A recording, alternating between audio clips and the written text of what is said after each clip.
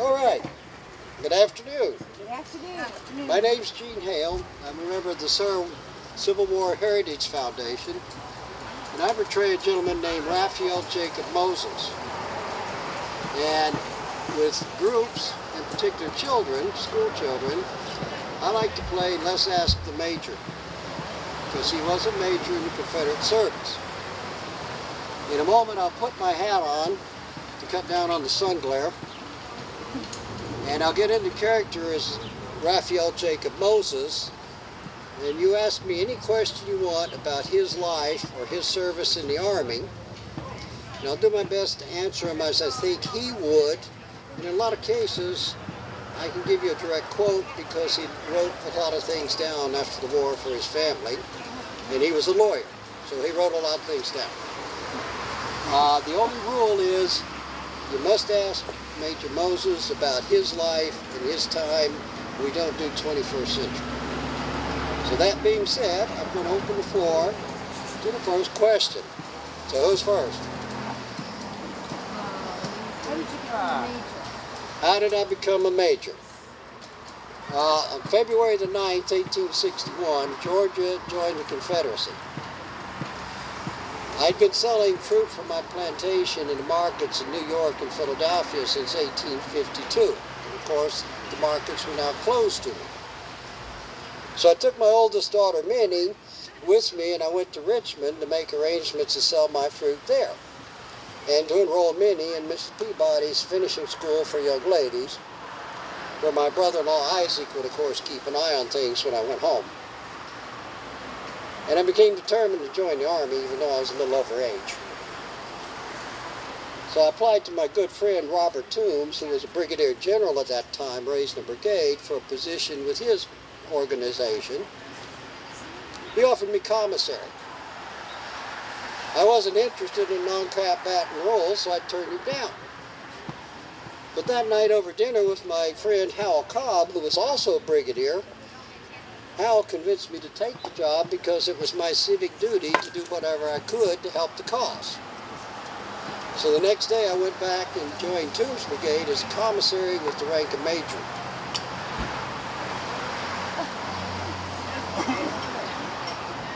Had you had any military experience prior to that time?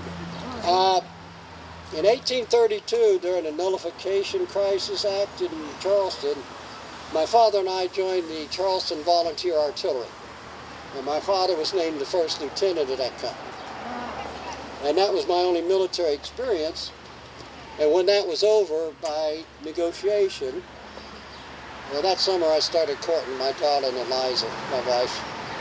And we were married on January the 22nd, 1834, in Charleston.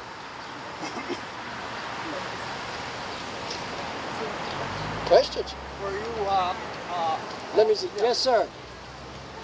Did you have any really bad wounds? No, I wasn't wounded. As commissary, my job was to get the food to feed the Army, so I wasn't really in battle. That's what non-combatant means.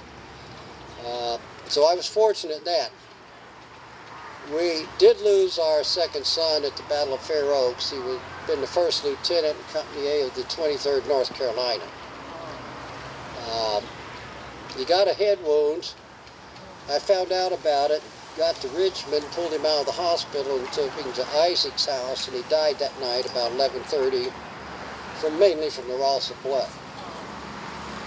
I also lost a nephew at Mobile Bay. He was defending his gun on 5 o'clock in the afternoon on April the 9th, 1865. Now, our son Albert is allegedly, I've been told, was the first Jewish man killed in the Confederate service. Yes. And then my nephew was the last. I lost some cousins from Indiana, Illinois regiments fighting with the Union. Yes. where'd you go to school? Well, I attended about 6 schools in Charleston when I was a boy. The last one was the Catholic Bishop School. And then after my bar mitzvahs when I was 13, I told my father I thought I'd learned everything I could, having it beat through my skin. And I was an only child. My parents were very overindulgent. My father allowed me to stop school. That summer we came to Philadelphia, where Aunt Bessie had a music store down on South Street.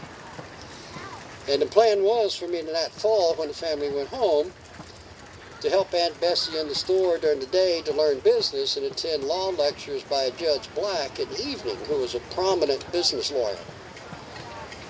Well, that lasted 6 weeks until I discovered the Booth Theater down on Walnut Street and started keeping company with some older boys. Fortunately, our pranks were more mischievous than criminal. But when Auntie Betsy fell down, it was back home to Papa.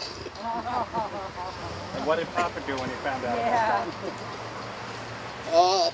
He got me a job with one of his friends in a public auction house in Charleston. It lasted about 6 weeks until I was asked to take a letter to the post office, which I didn't want to do, and when I refused, the boss fired me.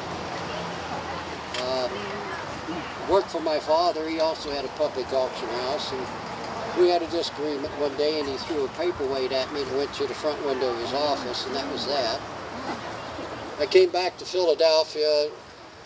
In short, until I married Liza, I never held a position for more than a year. I even sold watches out of a sample case in Allentown, Easton, and Pottsville for a while, and then went and spent all the money at Delaware Water Gap. I needed a vacation.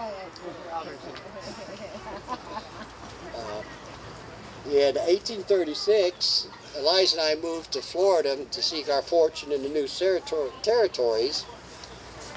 And with the arrival of the first children, I got a little more serious about life. I passed the bar exam and began the practice of law. We lived in Apalachicola, and I also had an office across the bay in St. Joe. And at that time, those two towns in Florida were cotton boom towns, shipping 30,000 bales a month to Europe. The railroad went through to Tallahassee, and they became ghost towns. And about 1849, John Winters, who was a major businessman in Columbus, Georgia, and owned the bank, suggested I move to Columbus, where I became counsel for the bank at $200 a month. And that summer, I bought a plantation which the bank had in foreclosure.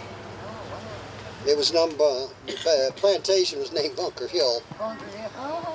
And not wanting anything to do with the New England Enterprise, I renamed it Esquiline after one of the hills of ancient Rome. It was a peach plantation. How many slaves did you own? I owned 47, sir. When I got home from the war, I had 47 free men who had decided to seek their fortune in some other region. Actually, one stayed, Old London. He was in his 70s and he said, I'm just too old to travel, so I kept him on as a hired hand and he helped my wife around the house. I had to sell most of my land to pay my debts, so I didn't need a large workforce. And London was with us about 7 years before he passed on. So the slaves that you had, were they mostly helping you with the peaches or what? Oh, all of the work. We had over 20,000 peach trees of different ages, 300 acres of plums. I put in an 18-acre vineyard and hired a Frenchman on consignment to make wine for us. And I had an experimental nursery that lasted until our oldest son, Major, whose name was Israel, but he had the nickname of Major, let the cows get in it one night, and the overseer got mad and quit. And so I made Major the overseer so he'd understand a little bit about working.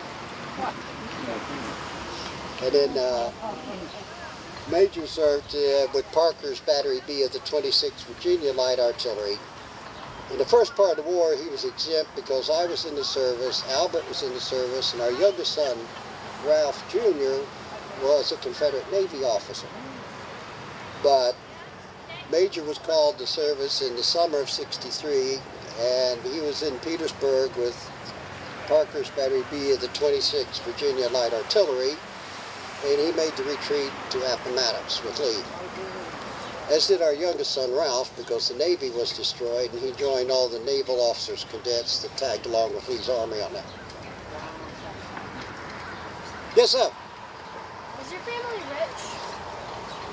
Well, our plantation had 20,000 peach trees.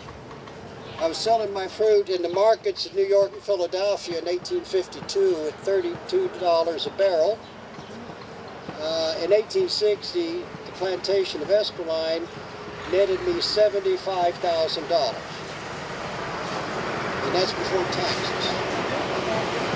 I had the largest law practice in the entire county of Muskogee, Georgia, around Columbus. I was a business lawyer, and I was also justice of the peace of the county, and as such, I performed many of our Jewish weddings as civil ceremonies because the closest rabbi lived in New Orleans. And of course, there's a fee for that. So yes, sir, I was pretty well off.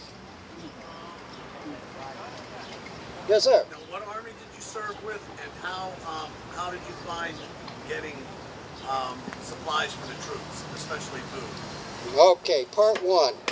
From the spring until July of 1862, I was commissary for Toombs Brigade. July of 1862, I was named Chief of Commissary for D.R. Jones's division. I was with General Jones at that bridge across the Antietam Creek they're starting to call Burnside's Bridge today. On November the 4th, 1862, I was named Chief of Commissary for the 1st Corps of the Army of Northern Virginia and reporting to Longstreet. During the Peninsula, General Lee and I became friendly because we were about the same age. Everybody else was a lot younger than us. Initially, the first year of the war, the Confederacy got all of their supplies, commissary and quartermaster, by private contract. That led to speculation, hoarding, and inflation. So in '62, they set up the commissary system. Each state was divided into districts with a quota for commissary and quartermaster goods. There was a state commissary general who coordinated his state, and then the material was shipped to a depot like Richmond or Winchester, Virginia, or Stanton. And from there, you requisition food. Those requisitions had to be filled out with 3 and co-signed by General Longstreet. The first choice on supplies was order from a depot. And you got your salted meat, your hardtack or hard bread, flour, stable goods.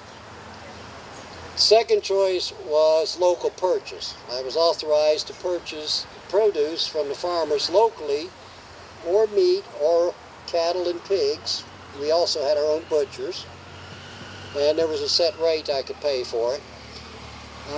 Congress authorized impressment, where I just go in and take what I want. But with the Army of Northern Virginia, General Lee had a standing order. We paid for everything we took. Now, obviously, soldiers are soldiers, and General Lee and the other officers couldn't be everywhere at all the time, and there were some incidents. But when General Lee or General Longstreet caught them, they paid a price.